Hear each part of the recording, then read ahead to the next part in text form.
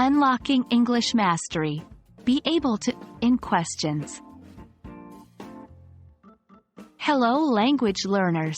Today, we're going to tackle an essential part of English grammar, the use of the phrase, be able to, in interrogative sentences, also known as questions.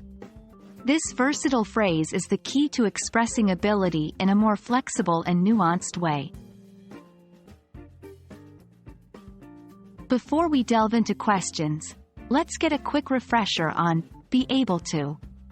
This phrase is a way to express ability or possibility, much like the modal verb can. The advantage of be able to is that it can be used in all tenses.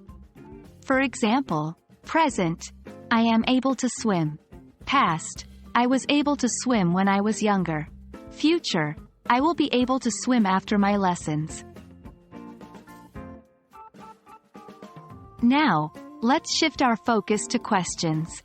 When forming a question with be able to, remember that the verb be should always precede the subject.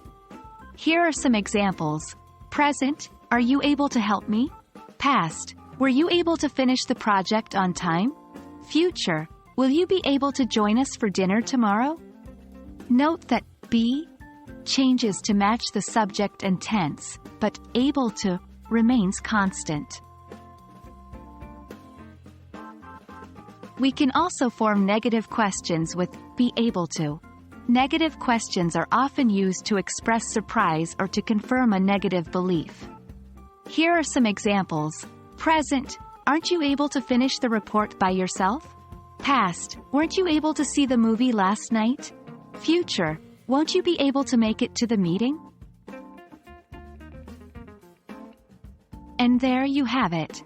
Using be able to in questions is a fantastic way to add versatility to your English conversation and writing. I hope this video has made you feel more able to use this phrase with confidence. Keep practicing, and remember, every question you ask is a step closer to mastery in English. See you in our next lesson.